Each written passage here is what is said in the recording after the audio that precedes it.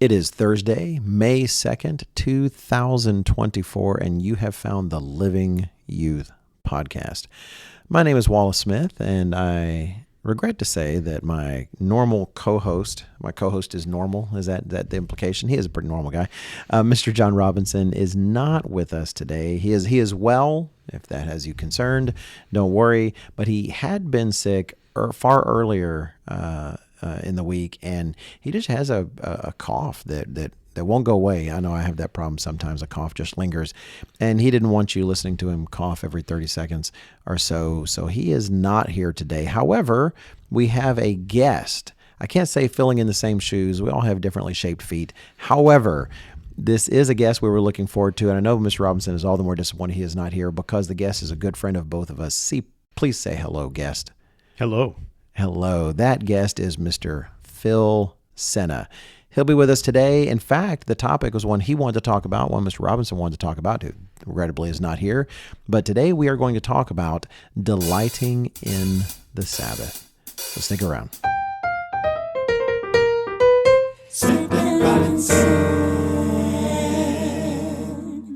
Welcome back again to the Living Youth Podcast. And I should say before we go, thank you, Mr. Sena, for being willing to be here. I came here just for this very reason. You drove all the way from Ohio just for this? I heard Mr. Robinson was sick, and I'm your man. Wow. Given that he only decided that it was unwise to be here because he was coughing so much like an hour or so ago. I knew beforehand that he would feel that way. So. Did you? Yes. I was going to say felt a disturbance in the force. I did. But we're not Jedi. Let's not pretend. All right. The topic today, and I wish I didn't have the question in front of me, and I think Mr. Robinson did. But the question was asked from one of our listeners, and by the way, this is therefore probably one of you. So thank you, listener, for asking this question. But it was about how to keep the Sabbath. We can talk all day long about things not to do on the Sabbath, but the fact is the Sabbath is a beautiful and positive command. It's a privilege to get to know about it and to keep it. And this young individual had asked, I think it was a she. If you're not a she, please forgive me for this, but if I recall from the email, it was a she. And she wanted to know, as someone who really does want to keep the Sabbath, how do I do that? And Mr. Sena had similar ideas when he was texting us recently about talking about a topic like this and about how the Sabbath really is something for delighting in. Is that right there, Mr. Sena? Yes. Actually, I got the idea from your list of questions, and so it good. may So be you the saw it same there. one that we're referring to. But one of the things that the person asked about is if we have any Sabbath traditions that we keep or Right. anything like that. And so it just got me thinking about Sabbath as a delight, because I think one of the things that is important for us to understand, all of us who keep the Sabbath, and as we know, it's a command, and so we are to keep the Sabbath, but how we keep it and our approach to it is so important. We can see it as a drudgery or as a just a command, and so we do it because of that, reluctantly or just because we're supposed to. But I think the better approach is to see it as a delight and to have that mindset going into it.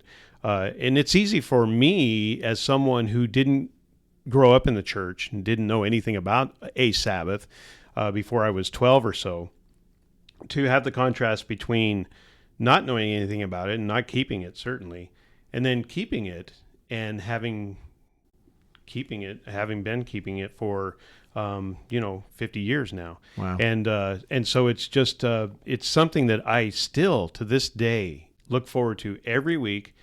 And even though it's probably the hardest day of my week as far as travel and all those kinds of things and speaking, it still is a wonderful delight. And I think it's worthy to talk about the Sabbath for all of us, no matter what age we are, to see it as that. I think that's a very important part of keeping the Sabbath.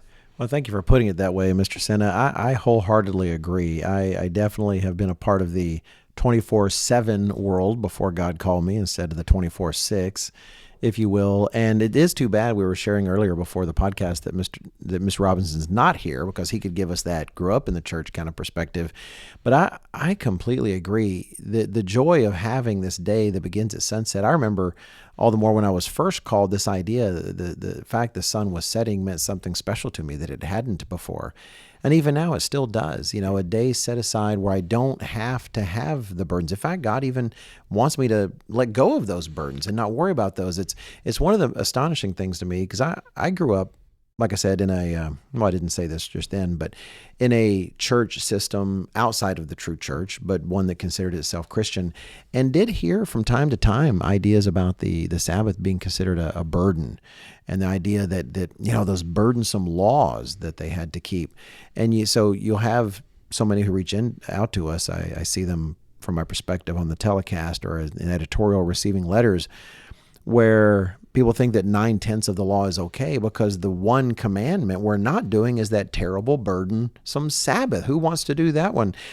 And I just think, no, you're missing out is what you're doing. You are missing out you're removing from yourself the wonderful opportunity to partake of this day that God has set aside for mankind. So before actually we get into some of what I was about to say something that I think you're going to say, but I'm not sure. We're not exactly sharing notes. I know Mr. Sena has some notes that I don't have, and so I'm gonna invest in the belief that you're going to say something, and if you don't, I'll say it later. But we're going to read a few verses first to set the stage and build the foundation of what we're going to talk about. So I actually had missed this one, and Mr. Sena brought it up and said, "Oh, Smith, you are not covering the foundation if you don't hit this first." And he is exactly right. Phil Sena, friend of the podcast, everyone. Genesis chapter 2. Here we have towards the end of the creation week, we have Genesis chapter 2, verses 1, 2, and 3, summarizing how God wraps up that initial creation or recreation week, if you understand the context. Starting in verse 1. It says, "Thus the heavens and the earth and all the host of them were finished." That is, in those 6 days. Verse 2, "And on the seventh day, God ended his work which he had done, and he rested on the seventh day from all his work which he had done. Then God blessed the seventh day and sanctified it, because in it he rested from all his work which God had created and made." So there you go. That's your first mention of the Sabbath in the Bible. And thank you, for Mr. Sena, for highlighting that one, because that's one we need to know about. I think it's very important that we understand that it's not the Sabbath of the Jews or Moses or anyone else. It came from God, and he's the one who made this day special right from the beginning. It's part of creation. And so when you have that perspective, understanding that it's God's day, and we know that everything God does, he has a purpose for and a reason for. And so for us, it should bring meaning to our lives, and we should try to get the most out of it, because that's what God intended for his people to do.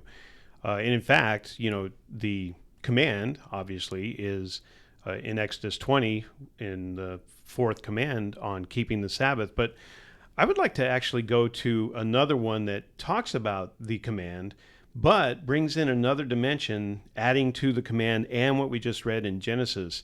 I'd like to go to Exodus 31, verses 16 and 17, where he reiterates the command, but he adds something here in verse 17 that I think is very important as a perspective for the purpose of the Sabbath. And so Exodus 31 and verse 16 says, "Therefore the children of Israel shall keep the Sabbath, to observe the Sabbath throughout their generations as a perpetual covenant." And then verse 17, "It is a sign between me and the children of Israel forever. For in 6 days the Lord made the heavens and the earth, and on the seventh day he rested," which is what we just read in Genesis. But notice what it says next. "He was refreshed." That God was refreshed. And it's what's interesting about that Hebrew word for refreshed is it could be rendered, he took breath.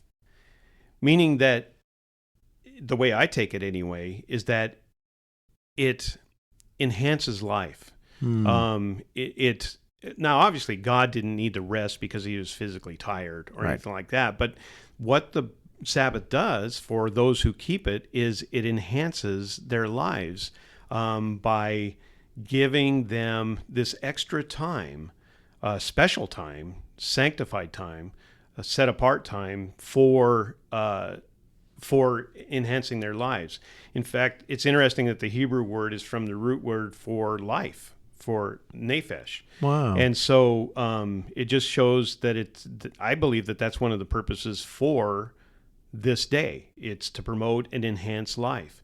And I just think that that's an important dimension to the reason for keeping the Sabbath and what God intended for it, that we need to keep in mind that if we don't keep it, it doesn't enhance our lives. And for those who have the wrong attitude toward it, resent it, or anything like that, then you're not going to get out of it what I believe God fully wants us to, as far, as one aspect of it, to enhance our lives every week.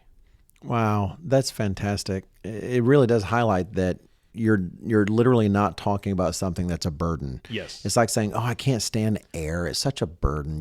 Breathing and everything. It's just man. I don't like resting. I don't like resting and being refreshed. Who wants to be refreshed?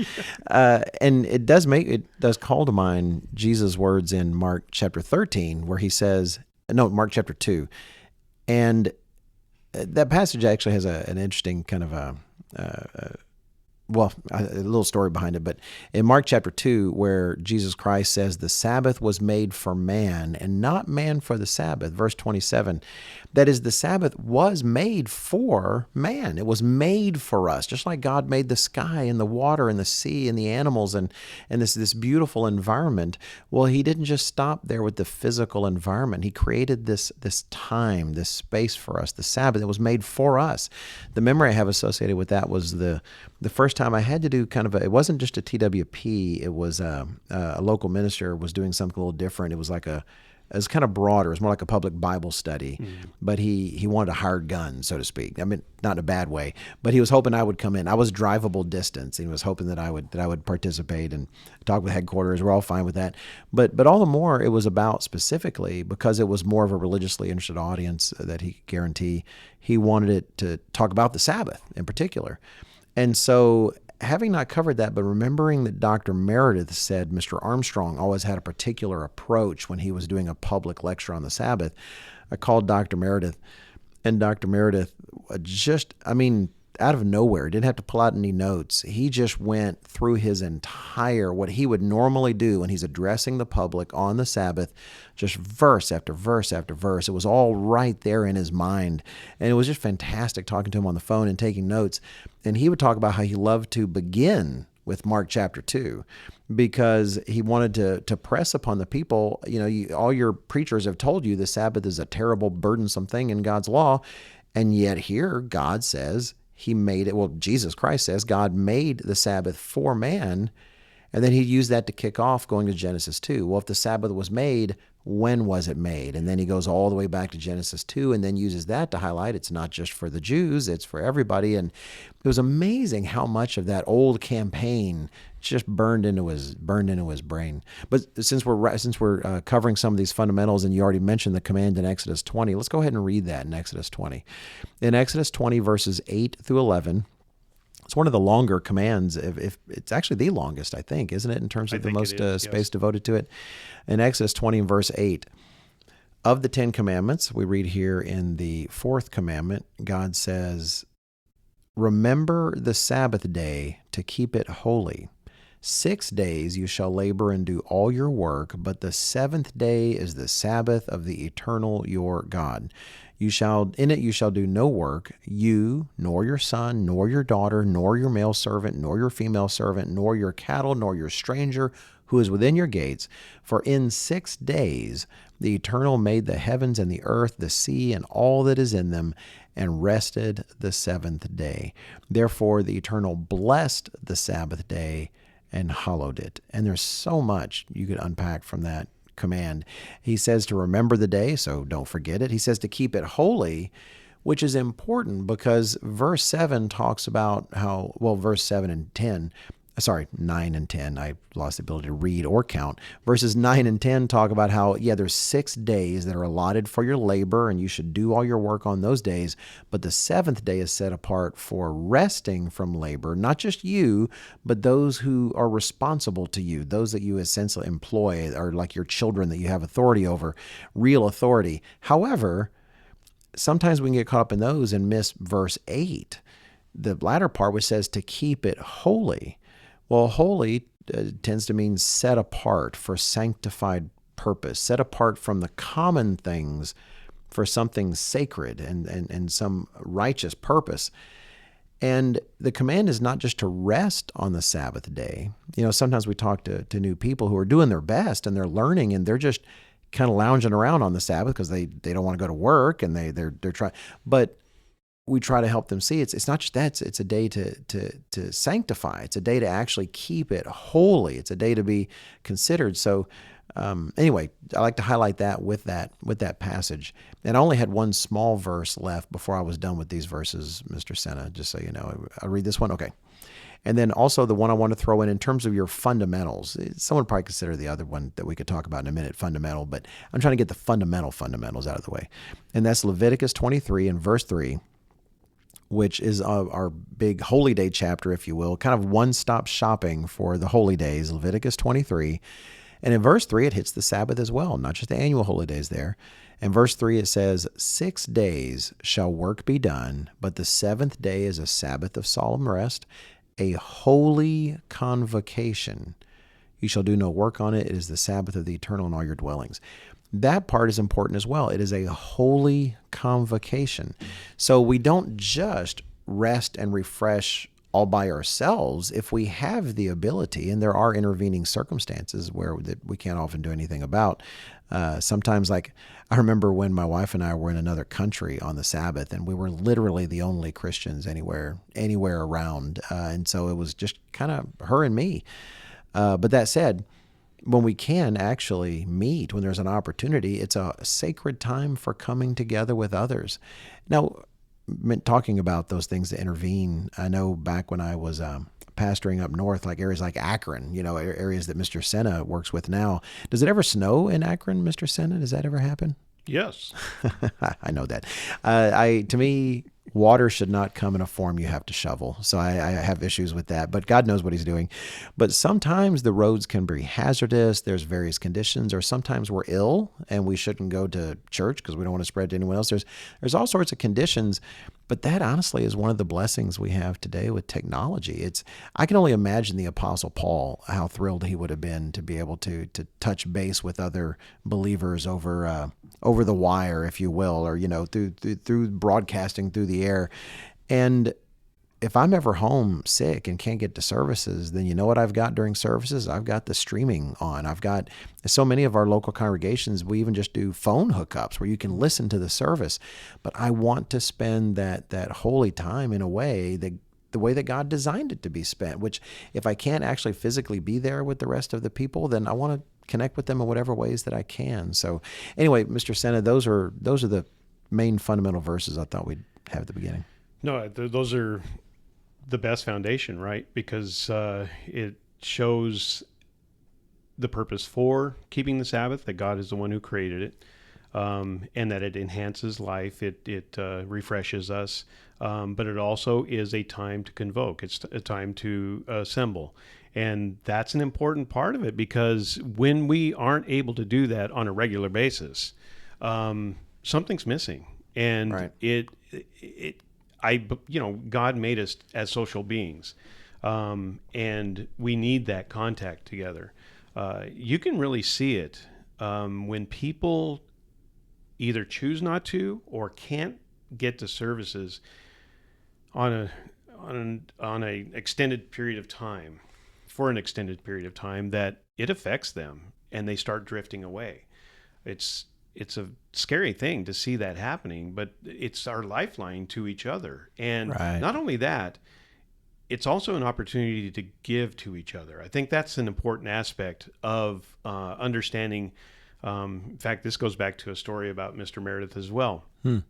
My wife and I hosted him one time, and I remember it was back during the time when it was after the apostasy, and we'd been affected by that in worldwide, and our Sabbath attendance wasn't as strong as it should have been, and it was affecting us, and a lot of things in our lives were affected by that.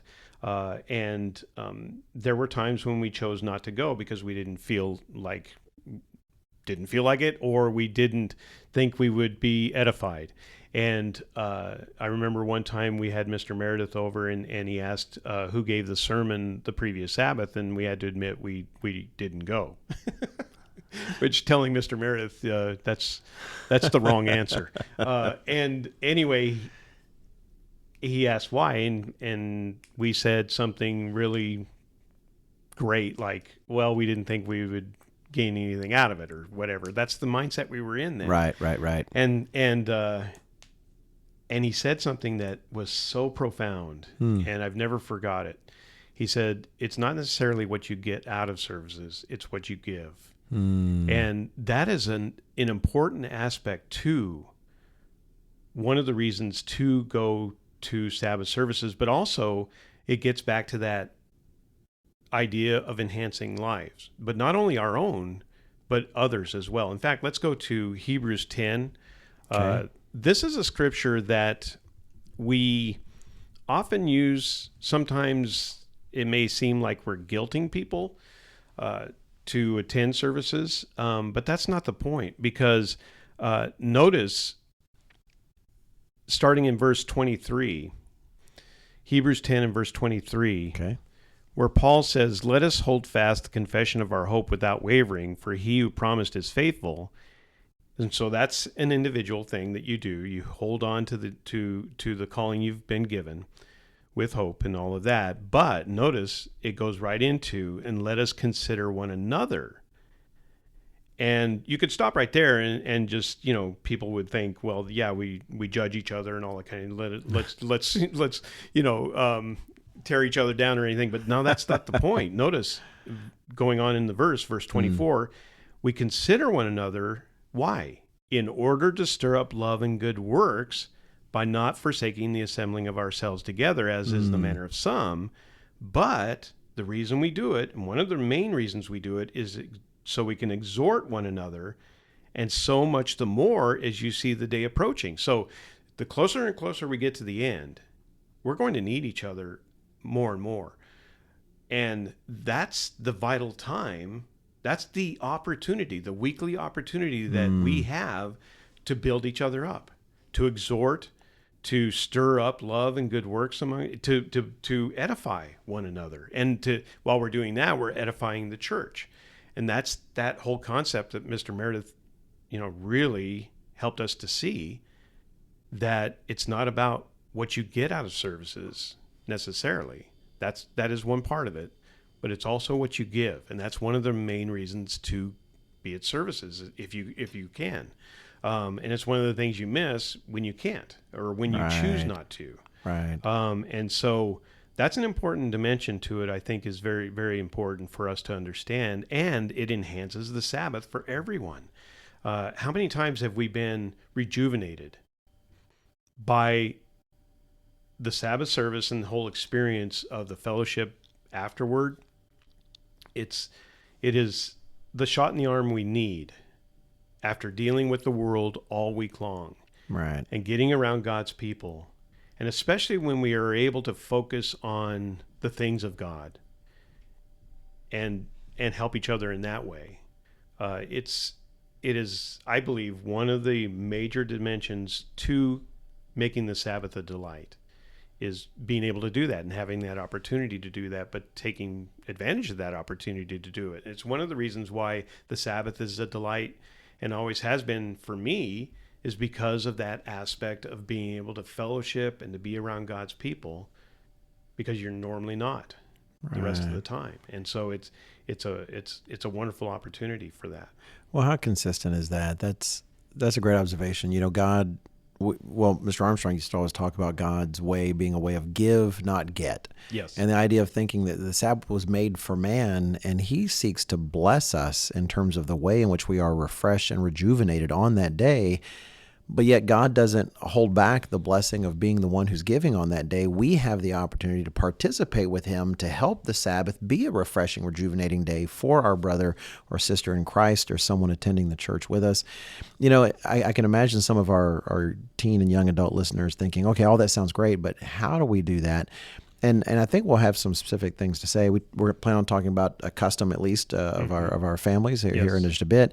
But I think setting the stage for that, Isaiah 58 really works very well, because what we'll talk about ends up being kind of a practical working out of some of the principles in Isaiah 58. So let's actually take a look at that in Isaiah 58. And we're just going to grab two verses. In Isaiah 58, in verse 13, God admonishes all of us. He says, again, starting in verse 13, if you turn away your foot from the Sabbath, from doing your pleasure on my holy day, and call the Sabbath a delight, the holy day of the eternal honorable, and shall honor him, not doing your own ways, nor finding your own pleasure, nor speaking your own words, then you shall delight yourself in the eternal, and I will cause you to ride high on the hills of the earth and feed you with the heritage of Jacob your father. The mouth of the eternal has spoken. And so the theme here is clearly not doing the things you would normally do on these other days, but doing these other things. And I know I've got things to say, but I'll turn things over to Mr. Sena here in a moment. But I'll set the stage by saying we talked about this a little bit earlier, and sometimes it can be easy to read these things and think, well, I can't really talk about anything. All the stuff I would normally talk about, I just can't say anything. And so you can go be paralyzed because, well, I might go talk with Sally about this. Well, is that using my own words, Or, oh, I wanted to check in with so-and-so about such and such. Oh, wait, am I finding my own pleasure? And so you could take an extreme, terrible version of this verse and burdenize it to where you got to just sit in your chair in silence until this. And let me say this, I have met brand new people who before they came in contact with the church, but they had read about the Sabbath, they've read Isaiah 58, and in sincerity of heart, they just spent the whole Sabbath with their Bible in front of them, really not talking to anybody else, and some of them barely interacting with their family because they wanted to keep it properly, and they didn't know. And so then they come in contact with the church, and they discover us, and we're able to open up the doors and let the light in. And so, it's wonderful, your intent, but let's show you the beauty of what it actually is in practice, because it's not this kind of burdensome thing you've made for yourself. So, Mr. Sena, why don't you kick us off talking about applying these things? Well, what you just brought up, I thought was really interesting because, when you think about it, all the restrictions, all the burdensome aspects of the Sabbath is what the Pharisees did. Back in Jesus' day. And they put on all these restrictions and what you couldn't do and what was allowed, but those were their own restrictions.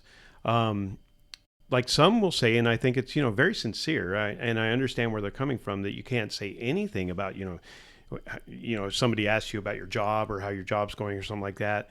No, that's not, those are your own words.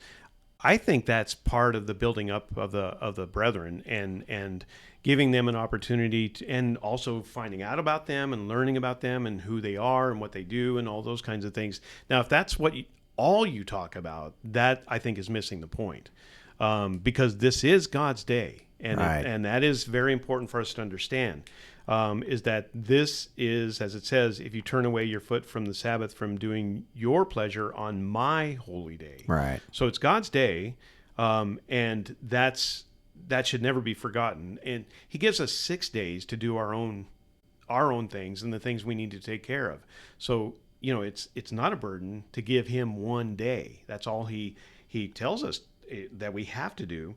But once again, it's not a burden when we are assembling together, when we do have that opportunity to fellowship with each other. One of the aspects of, I think, building each other up is being able to talk to one another in superficial things, but also in deep things. One of the things I love about our current situation in my congregations is that in every congregation, we usually end up after services in a big circle or in a group setting where we're just throwing out different ideas about the Bible, and they're asking me questions, and we're talking about different scenarios with the future, the millennium, and all those kinds of things. And it's really, really fun, and if we weren't there, we couldn't do that, right? Right. But that's one aspect that is really edifying. But I also talk to each one about what's going on in their lives, so I understand what they're dealing with and what they've gone through that week or something like that. I think it's all good. I think it's all necessary. I think it's all helpful. But I think we always have to remember that it is God's day. It's not our day, and it shouldn't be treated like every other day that we have. This is the focus should be on God, which is one of the reasons why we should have more of the conversation and more of the focus on His things rather than our things. I also wanted to bring out another aspect to this that I think Jesus made the point with in Mark 3 and verse 1. You just gave the scripture in Mark 2. But it's interesting that in Mark 3, beginning in verse 1, there's a situation in the synagogue on the Sabbath. And what Jesus says here, I think, is instructive for us in our approach to the Sabbath. Okay. So starting in verse 1, and we'll read through verse 5, it says, "And he entered the synagogue again, and a man was there who had a withered hand. And so they, the religious leaders, watched him closely, whether he would heal him on the Sabbath, so that they might accuse him." So they were looking at something they could nail Bring him up with. against it. Yeah, to Exactly. try to say bad things Against about him, right? their restrictions, though. Right. That's the thing. Right. And so he knew this, though. He knew that they were watching him. So verse 3, "And he said to the man who had the withered hand, 'Step forward.'" And the implication and the setting is he's doing this publicly. Right. So where everyone can see this. Verse 4, "Then he said to them," so he had the man stand up, the man with the withered hand, told him to step forward, knowing that everyone's watching him, especially the religious leaders. Then he said to them, "Is it lawful on the Sabbath to do good or to do evil, to save life or to kill?" Well, the answer is obvious. It is to do good and to save life, not the other things. But they kept silent. And when he looked around at them with anger, righteous anger, because they were wrong about their approach to the Sabbath, being grieved by the hardness of their hearts, he said to the man, "Stretch out your hand." And he stretched it out, and his hand was restored as whole as the other. And then the Pharisees went out and immediately plotted with the Herodians against him, how they might destroy him. So this made them mad, but the point he's making is, what's the Sabbath for? And notice it's especially for others, what we can do for others. Right. He was there to help this man, to lift his burdens on the Sabbath. But he was also making a point that this is one of the reasons for the Sabbath. It's to enhance life. It's to give. It's to edify. It's to build up. It's to help.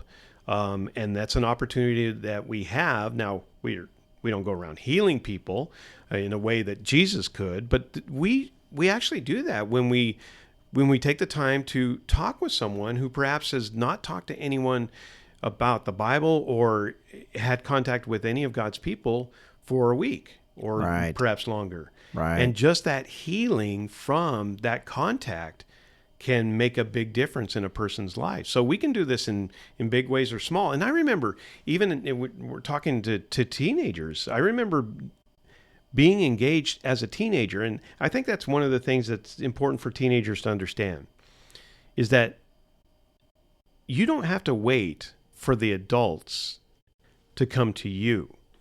You can also initiate conversations. Right. And you should. They're brethren, they're people. And I remember as a teen doing that regularly. And I got to be very close to all of the people. Now, I went to a very small congregation, even by worldwide standards, between 20 and 30 people. But because I'd been there every week and got to know everyone, because I was open to knowing everyone and to talking with them, and it really enhanced my Sabbaths.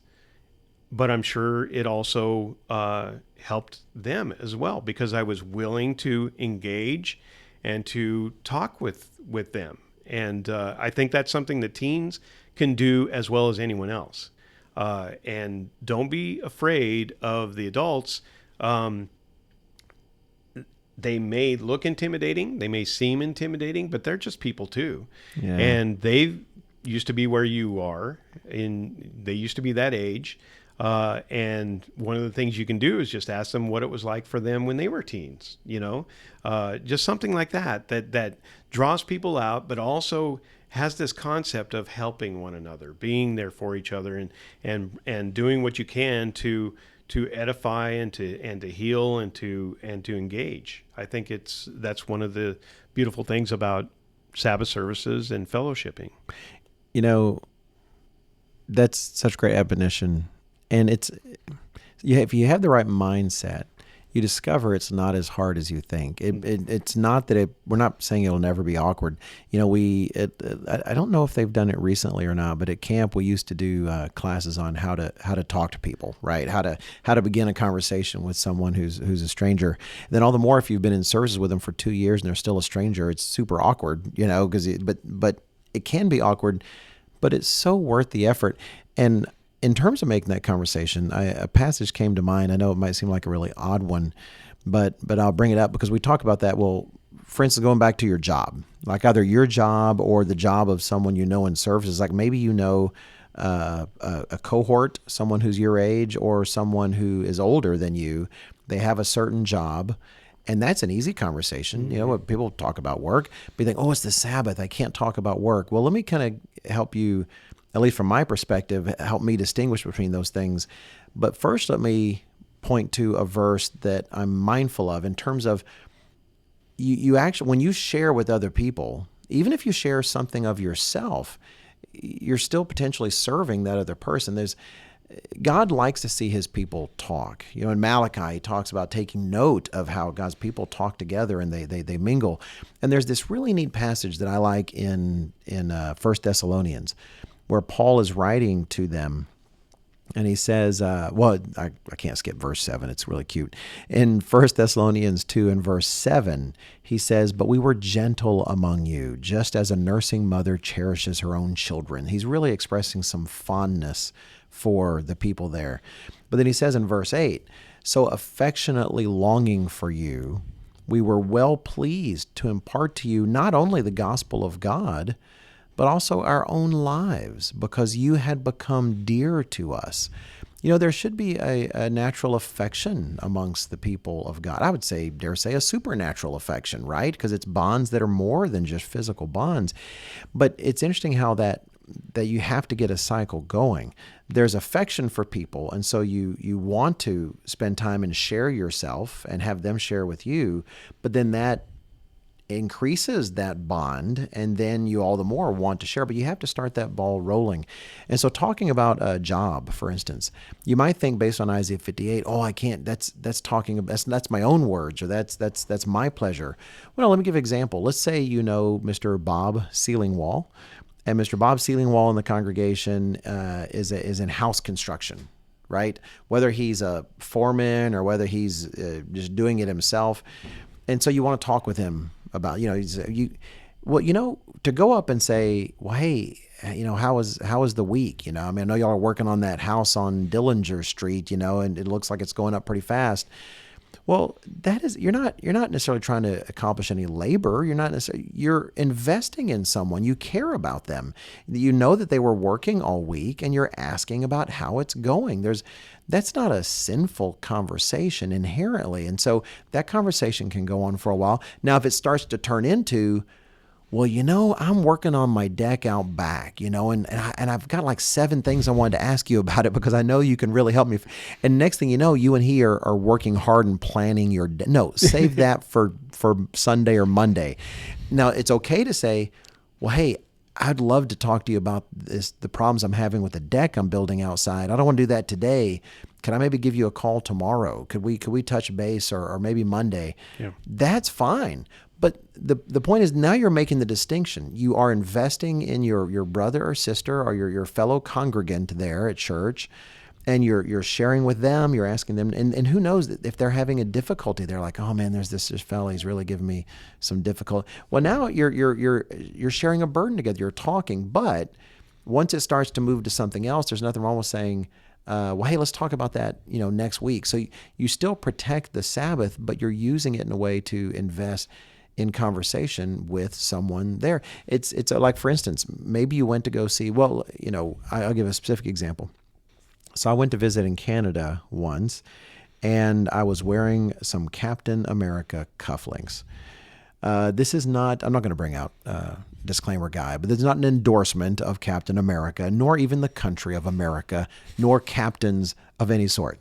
However, I did have a pair, and by the way, just for the record, my wife got them for me, and they're wonderful, but I don't know if they're just cheap or what, because eventually the shield would fall off. Honestly, Steve Rogers would be disappointed.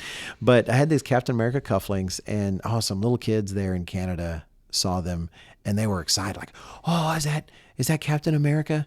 And so I immediately said, how dare you mention a movie character to me on the Sabbath? And honestly, I just shunned them. I did, like Mr. Sena, just like a good old Amish. No, I didn't do that. I'm just kidding. I said, yes, they are. I mean, of course, I owned it. It was. And we talked a little bit. And I told them I was aware of Captain Canuck. Are you aware of Captain Canuck? No, I never. Well, there's Captain there Canuck. Is one? There is one. That's okay. right. So I was aware of Captain Canuck, who's kind of a Canadian, if you will. Counterpart? Yeah, I don't know much about him, but anyway, I know he's there. He's got a maple leaf somewhere on his costume because it's Canada. But anyway, I didn't then linger. We didn't spend the next 3 hours talking about superhero movies, but I invested in the kids. There was something that they thought was interesting, and I made sure they knew I also thought it was interesting. But then we can talk about things like, well, what do you admire about characters like that, right? And kind of start to steer things over time into a conversation of Christian attributes and how the world needs more examples of people that hopefully in the millennium will help people to be. There, you can talk about things in the world that are out there in the world that we're experiencing rather, but when it comes to the Sabbath, like taking the verse in Isaiah 58 to say not finding your own pleasure to mean you should have no pleasure in the Sabbath, that's the opposite of the other things it says in the passage, which is to delight yourself in the Sabbath. Mm-hmm.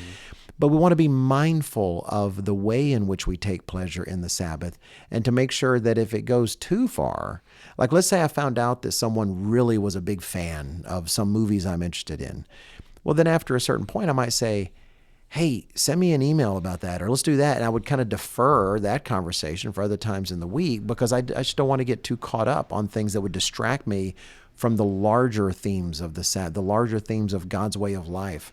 But there's nothing wrong with using those things as the common touchstones that we would talk about. Well, I know one of the things that the younger people do on Friday nights, a lot of times is they reach out to each other, DMing each other, however they do that, through using social media or texting, and it's a good time for them to connect with their friends from wherever, and that seems to be a common thing that happens with the teens and young people in the church, and there's nothing necessarily wrong with that. It's just that I think, you have to remember it's the Sabbath, right? It's God's day. So somehow, there should be conversation about the things of God. There should be something about, what it's all about. And not that everything has to center on that, but that is an opportunity for the young people to have conversations about God and the Sabbath and the church and things that are going on with the things of God, and instead of it just being about secular things or whatever, once again, it's a form of communication and be the same as you're talking to them directly at church. What is the conversation centering on? And I think it's important that even in those cases, it's important to remember that it is the Sabbath and It's God's day. Yeah. We don't actively work because the podcast it's not a Bible study, it's not a sermon, and it's something that people listen to various times all during the week. But Mr. Sena and I are wondering, they're doing some vacuuming outside, but I actually think these are not picking it up. But That's if y'all do pick it up, it's not, we're not being invaded or anything. It's just a vacuum cleaner not outside. yet anyway. Yeah, not yet anyway. However, but so sometimes I think like the Godzilla podcast. Don't get me started. You don't have to get started, Mr. Sena. Some people thought, yeah, I don't want to listen to that one on the Sabbath, and I'm okay with that. I wish we'd gotten to the more Sabbathy parts of it actually, earlier on. However, I think just in general, if you go through, we're almost getting close to 100 episodes. You go look at some of the episodes. That's honestly part of what Mr. Robinson and I try to model. Is we'll take some things like when Will Smith slapped what was it, Chris Rock, at the Oscars, or the Amber Heard and Johnny Depp getting divorced. Well, those were definitely topics of conversation out in the world. But at the same time, we were trying to model, well, how do we not just talk about this like other people would all the time, but how do we think of this like kind of biblically, right? I mean, Right. what are some of the Bible mindful questions and thoughts you would have about that? And well, hopefully we're kind of modeling conversation in a different sort of way that on the Sabbath, that's kind of, think about it that way. It's that you can talk about many of the same things you might talk about during the week, but you're not going to talk about them fully in the same way. And definitely you're hoping that's a conversation, it should be, that if Jesus Christ were there himself on the Sabbath, he would love to be a part of it. In fact, if you're baptized, he is there in you, in that conversation. Hoping that it's a kind of conversation that even if it is about something that you might talk about another time of the week, it's the conversation that clearly indicates that God could look down and say, this one of my kids clearly considers the Sabbath different than the other days. Look how he's treating this conversation. Look how he's looking to bring in things that and even not talk about things that he would on the other parts of the week. Part of the command about keeping the Sabbath holy is recognizing that it is set apart. And we just want to make sure that in our conversation we reflect that in its details and in its flavor. I think we've covered a lot of the general ideas about the Sabbath and it being a delight. I think it would be good to bring in some concrete examples of how we, in our families, make it a delight for the family. So let me go ahead and give one of the things that we do as a tradition, a Sabbath tradition that we've been doing the entire time that my wife and I have been married. Wow. That I think is very, very special, and we still do it to this day, and it's something I look forward to every week. We make the Friday night dinner special. The meal isn't necessarily that special, but it's the setting. We light candles, lower the lights, play nice background music, some classical music or some nice piano or something like that, just to make a different mood than what we normally have during the week. And we, as a tradition, go around the table and each one of us tells 3 things that we're thankful for from that week.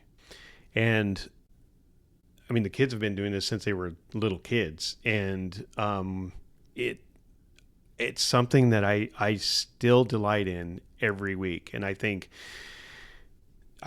everyone who participates, it is a tradition that we certainly look forward to and love, but it's our family tradition, and it's special to us. And even when we have guests for Friday night, we do the same thing, and they get to participate.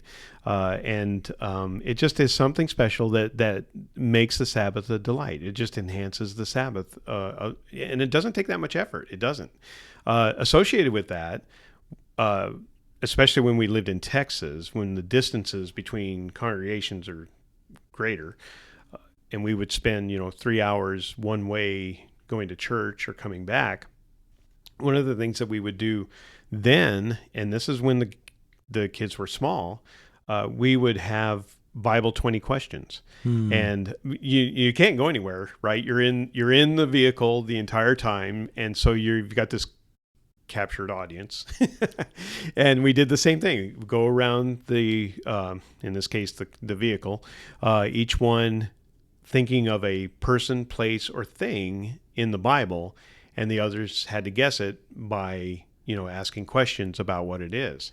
Oh, And that's a great take on that. yeah, You don't have to have, like, some people are like, oh, I got to have a package of quotable things with us or something. That's not even no materials. That's just you thinking it's just of something. coming out of your head. That's Yeah. a great idea. And even when the kids were very small, they had their things that they would come up with, and everyone can participate. But I remember really enjoying those times, and learning more about the kids, and sharing that time together. You're going to be together anyway, and so it's just those types of things enhance the Sabbath, and I think helps us to keep our minds on God and what He's doing in our lives. But also makes the Bible come alive, because in some of those discussions about the 20 questions, it would lead to Bible discussions about what happened with that occasion or whatever, and it was just a delightful thing to have as a family. And so those were two traditions. Now we listen to the podcasts, the Living Youth podcast, many unless times. it's about Godzilla, then Unless it is about Godzilla, yeah, we don't listen to that on the Sabbath. Oh, well, let's see. Well, boy, that's great. I was going to talk about one that you did, and I think meal times are a wonderful focus. We tend to, as family, eat together our dinners and such when we're home from work, and even sometimes in those rare occasions. I say rare, but not. I don't mean that to be super rare. We might eat in the living room. Maybe we're all watching TV together and talking, and we get the TV, trays out or tables. But similar to you guys in terms of the Sabbath evening, and I had to give my wife full credit for this. I generally just sit around or get home and she's already doing it. And it used to be I didn't even help with dishes all that much because I had kids. I could just crack the whip over. But now I'm trying to do better. I'll say I'm trying to do dishes so she doesn't have to, or my mother-in-law doesn't. But my wife has long made the Friday night dinner something special. Sometimes she will have a special food item, like it'd be steaks or something really nice. But sometimes you can't always afford to do something like that. But still, the setting is nicer. Sometimes candles, and if so, I'll try to put a little light music in the background or something. Which I don't always do that for dinner, but on the Sabbath it can be kind of nice, and it's very pleasant. And I wish there's so many. I was kind of the young father who thought, I'm going to put a lot of traditions in my family, and then I just failed to actively do it. And I'll say, for those young adult parents out there, those fathers, don't be like me, where decades later you're wishing you'd have done it. Because right now you've got a bunch of good ideas, and you're just being lazy and not trying any of them. Just try them. However, I know we learned early on that I'll tell on Mr. DeSimone, my daughter-in-law's father, Mr. Mike DeSimone. They, I think, have a tradition of something similar, akin to y'all, but instead of going around and say three things they're thankful for, each person would mention one thing they learned that week, one thing a lesson that was impressed on them. And so we'll do that sometimes now, but I'll actively say, let's do the DeSimone thing. And I'll go ahead. So, hey, if you and your family want to do this, feel free. Hey, let's do the Sena thing and talk about, three things you're thankful for. So now we got two things. We'll try both of those. However, I'll do a twist on that and try to build on your idea from earlier about the Sabbath being a time for also giving and edifying, building up others. One thing that did become, not consciously, but it really did become a thing, and it was so neat, was, especially when all the boys were home, and even now still, Sabbath mornings, my wife and I would often wake up to one of the kids making breakfast. My wife's not having to do anything, and they're enjoying it. Sometimes they're all teaming up on it. Sometimes it's just one. They have their specialties, whether it's pancakes or whether it's omelets. Some are like omelets. In particular, every once in a while they'll make. I don't use the ham, of course, but I like eggs Benedict with a hollandaise sauce. Mm-hmm. They can make that really simply, especially if I happen to have some smoked salmon. Oh, wow. That's just fantastic. But sometimes we don't have that because who's got smoked salmon all the time? But they'll take the potato hash brown squares, and they'll put the eggs Benedict on that. But then they'll make breakfast, and my wife gets a much more restful morning. It's not that hard for them. It's not like me where I would destroy the kitchen to make a bowl of Captain Crunch. But anyway, it goes, and it became, because when I we'd mentioned this topic earlier, and I told my wife and that we were going to talk about this, and that's what she mentioned. She's the one who brought up those mornings, and of course it makes more sense to her, and it shines that much more brightly because it's time when she's not having to serve and she's getting to be served instead. And that, but still, we all pitch in on cleaning up, and that really was a very nice thing, something that we really, really enjoyed about the Sabbath. I was going to make up a fake one, not exactly a fake one, but not a tradition. I was going to say, well, yeah, our boys, we used to have a Sabbath ritual where they would brush their teeth in a McDonald's bathroom. Because I was thinking of a time, talking about traveling, we had like a 5-hour a circuit to get to a particular place in the morning, which we'd carry the kids like at 3 a.m. and they're all asleep.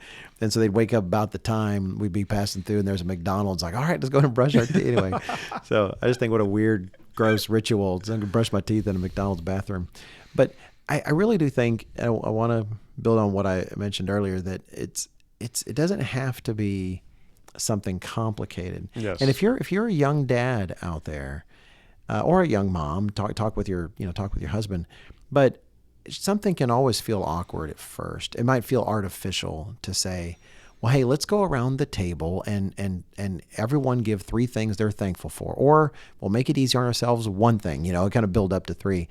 However, it doesn't feel awkward for long. No. And you might think, well, they know I'm just doing it because I'm trying to do something. Well, yeah, because we're trying to make the Sabbath special. That's nothing wrong with that. Feel free and own that. Even say, hey, I know this is kind of weird, everybody, but let's try doing something like this. And you know what? If it ends up being a bad idea, there's a lot of good ideas out there, but it's probably not going to be a bad idea. Just try something and you'll find that it'll be a lot easier than you think. And after a while, you'll start to miss it if you don't do it. Yeah, exactly. I think that obviously different families are in different situations, different circumstances, different ages, and those kinds of things. And so you have to do what works for you. But one of the reasons I wanted to bring these up is because just to encourage people to find ways to make the Sabbath a delight for especially the children, but the entire family. Right. It brings the family together. It becomes a tradition that everyone looks forward to and everything, but it enhances the Sabbath. It makes it more of a delight, which is the whole point. Plus, it helps you to keep your mind focused on what God is doing, what He has done, what He's how He's working in your lives, and perhaps the little miracles.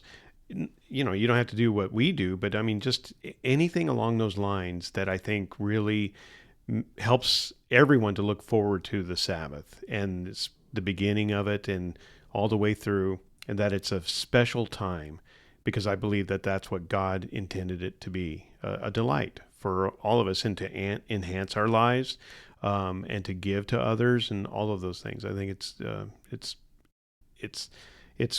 gift that God gives to us every week. It is a gift. A wonderful, precious gift.